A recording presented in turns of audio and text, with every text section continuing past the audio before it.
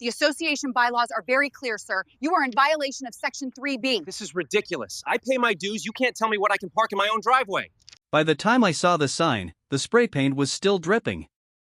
I opened my front door, cold air hit my bare feet, and there it was, staked into the edge of my driveway, neon poster board screaming pay or leave in angry red. The whole street smelled like wet asphalt and fresh paint. My coffee suddenly tasted like mud. Cars rolled by our cul-de-sac, slowing just enough for people to read it and stare at my house like I was some kind of criminal. On the bottom of the sign, in smaller letters, it said HOA action approved. I didn't even need to see the tiny signature in the corner to know who did it. Karen. By 8:00 a.m., she was already out there, arms crossed, giving little speeches in the street.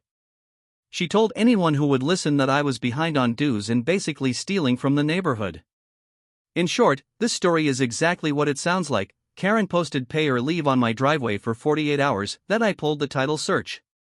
She said I owed $1,200 in back dues and fines and that the HOA could start a lien by Monday. I walked out and told her she could have knocked on my door first like a normal human. She smirked and said, "Rules are rules, pay or leave." When I glanced at the neighbors, they suddenly needed to check their phones. One guy mouthed sorry and kept walking. That afternoon I emailed the board and went to the office, but the manager just stared at his screen and mumbled, "The board will review your complaint at the next meeting," like someone hit play on a robot. That was my line in the sand. If they wanted to quote rules, I was going to learn every real one. No yelling, no slashing tires, just boring, heavy facts. First I pulled my bank records. Every HOA payment was there except one late fee from last year for $30. Then I dug through old emails, photos, and even my call history. I lined up photos, emails, and call logs in a binder. On the first page I wrote a simple list. Timeline item 1 April 5th at 4:27 a.m. false trespass call on my brother's car in my own driveway. Timeline item 2 May 19th at 9:00 p.m. false noise complaint when my TV volume was on 7. I knew one simple law line: patterns of false reports can be prosecuted. I wrote that across the top in thick black marker. Still, something she kept saying bothered me more than the fake complaints. Our driveway. She kept calling it our driveway, like the HOA owned the concrete under my car.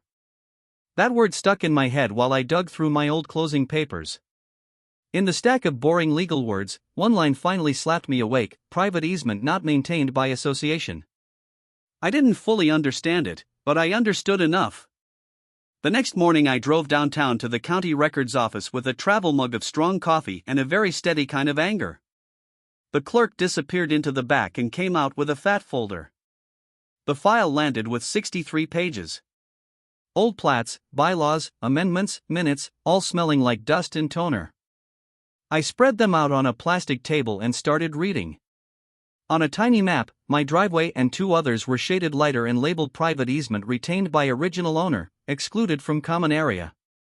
Translation in my head: the HOA had never owned my driveway at all. 10 pages later, I found meeting notes where the old president resigned and Karen volunteers as interim president until next election. There was no record of any next election.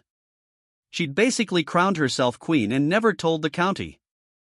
I made copies of the key pages and asked the clerk how to report an HOA putting an illegal sign on private property. She handed me forms and numbers for the city code inspector and the community police officer. That night my binder looked like a small bomb on my kitchen table.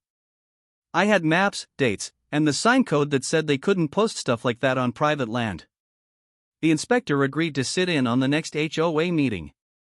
So did the officer. The meeting was already scheduled for May 3, 2024 at 7:00 p.m. I circled the date so hard it almost tore the calendar. When the night came, I showed up 10 minutes early with my binder and a cheap poster board. I taped a big copy of the map on it and wrote at the top, "Who owns my driveway?" Neighbors came in, saw the board, and quietly pulled out their phones. Karen walked in last, heels clicking, blazer on, folder in hand like she was walking into court as the judge and the jury. She opened the meeting by announcing that one homeowner was seriously delinquent and might face extreme action. Every head turned toward me. I waited, then asked for the floor. I pointed to the map and read the words slowly. Lot 12, Block B, private easement, excluded from HOA common maintenance assessments. The inspector said, "That means the HOA has no right to post signs there without permission." The officer added that repeated false calls and public shaming could be seen as harassment. Someone in the back snorted. I flipped to the meeting notes where she was only interim president and asked where the election minutes were. Silence. A board member finally said, "I don't think we ever held one." Another picked up my printed list and read it out loud. Timeline item 1 April 5th at 4:27 a.m. false trespass call. Timeline item 2 May 19th at 9:00 p.m. false noise complaint. Timeline item 3 July 2nd at 6:15 a.m. false parking violation. The officer nodded and repeated, "Patterns of false reports can be prosecuted." Every phone in the room was up and recording. The flip happened in under 5 minutes. A board member moved to remove Karen as president and schedule a real election. The vote was 4-0. They voted to rescind every fee and threat against me, issue a written apology, and bring in an outside management company. The inspector handed Karen a notice for an illegal temporary sign and said she might personally face a fine up to $500. The officer warned her that any more bogus calls could turn into charges. On the sidewalk afterward, a neighbor whispered, "I got everything on video." By the next day, the clip was in our neighborhood group. 2 days later, it had over 20,000 views and a comments section full of people roasting HOA Karen. The sign vanished overnight. All that was left on my driveway was a pale rectangle and a few sad screw holes. Kids covered it with chalk flowers by noon. A week later, the HOA letter arrived clearing my account and announcing open elections. Karen kept her house but lost her throne. Now she walks her dog past my place staring at the ground while my neighbors sit on lawn chairs in my driveway, sipping coffee and actually talking. We even started a group chat called Driveway Defense so no one gets steamrolled alone again. Please follow for more HOA showdowns like this. Do you think she got what she deserves? Comment below.